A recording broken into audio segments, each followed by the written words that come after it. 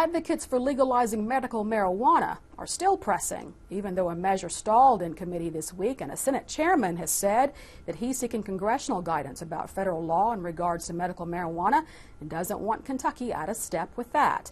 There are bills in both the House and Senate on medical marijuana. The Senate version is sponsored by a Republican.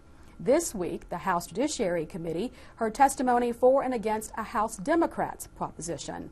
By midweek, a move was made to pass over or delay a vote on House Bill 166 by Representative John Sims that would set up the framework for legalizing medical marijuana. That framework was explained by Jaime Montalvo, head of the group Kentuckians for Medicinal Marijuana. You have to be a qualifying patient. It gives these patients the choice, the freedom, or the liberty to try cannabis. So this bill would create the Department of Medical Cannabis Administration under the Public Protection Cabinet. This department would have to deal with public safety, administrative regulations, licensing of patients and caregivers, the licensing of cannabis businesses, and enforcing the law. Now, by passing this bill, it doesn't automatically legalize the sale in your local area. What it does is it allows your locality to opt into the program, just like with alcohol. And I believe that's a model that Kentucky's used to and has been dealing with for many decades. So the city or the counties will vote on bringing the licensing of the industry into their localities. If they vote to bring in the licensing, they then bring profit sharing to that locality. That profit sharing is 20% of the revenue from the taxes and the licensing. That 20% is to be used for the hiring of new drug recognition experts. That's police officer jobs.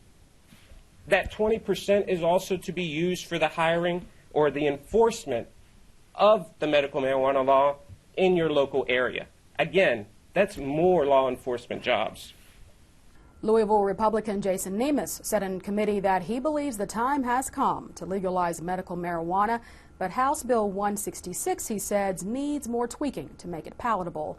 He made the motion to pass over the measure and possibly vote later this session if adjustments are made to the bill.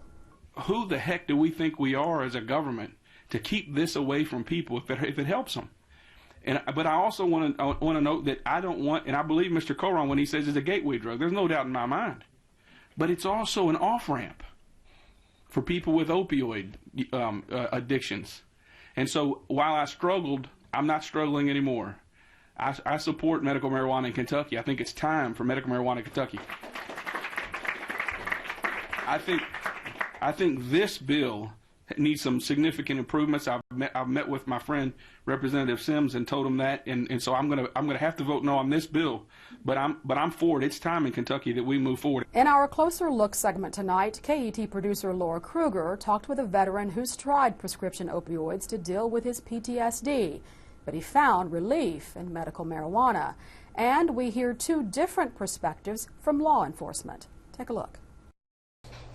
Almost 50 years ago, Owensville resident Danny Belcher returned from combat in Vietnam.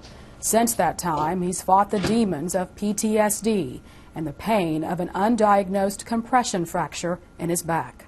The wounds that you see aren't the bad ones. It's the ones you live with and hide and don't let anybody else see. That's the one sometimes that hurt. Yeah, but you don't let it get you down. The PTSD is something you live with, and the VA will drug you up. See, I had 40 milligram of Valium a day. Then I had 8 Tylenol 3s a day I took for pain, and antidepressants. They change that about every month or so and try something else. And it got to the point that stuff just takes your personality away. I woke up one night with a .45 pistol in my hand. I didn't know whether I was trying to kill somebody. I was dreaming about it in a dream or getting ready to shoot myself. That's when I went in and said, I quit. I'm not doing these drugs.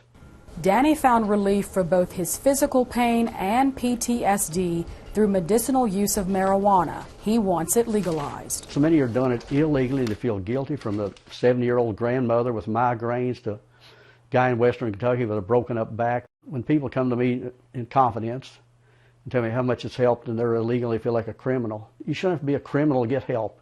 something that grows naturally, a common plant.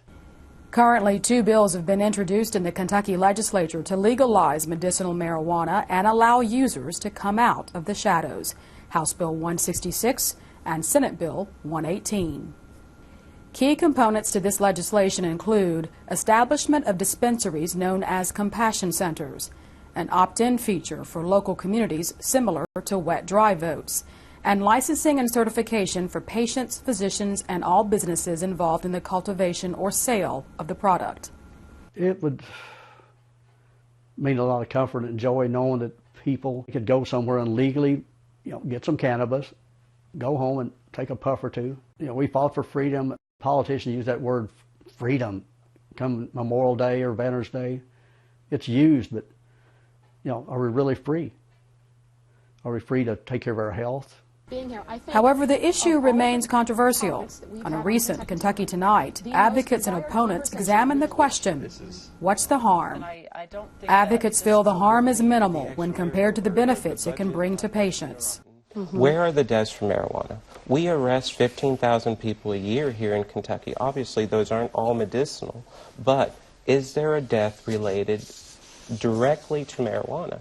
And no one can ever say that because there is none. The federal government drags their feet on Right. it. So, since I've came out about this bill, I've had hundreds of stories, personal stories, told to me from folks, we were at this, we were doing this, taking this, and we tried this, and it made a difference. But opponents believe the harms aren't completely known yet and favor a more cautious approach. It's a drug. Without knowing better background science behind the medications, I think it's Russian roulette to just introduce it on the global market and just hope that the right patients get it and the wrong ones don't. When I talk to recovering heroin addicts, they often tell me that their gateway drug, their first drug of use, was marijuana. Many law enforcement entities, including the Kentucky Narcotics Officers Association, are opposed to medical marijuana. We recognize that amongst the 100+ cannabinoids that exist that make up marijuana, that there's potentially something there that can help somebody with a debilitating illness or a sickness. And we realize that ultimately, for something to be considered to be a drug, to be dispensed as a drug, is that it should follow every other drug that's out there ultimately and go through the vetting process that's in place that's utilized by the Food and Drug Administration, the FDA. One of their biggest concerns is the impact on youth. Right now, in our country, we are facing the largest opioid epidemic and drug abuse problem that we've ever seen.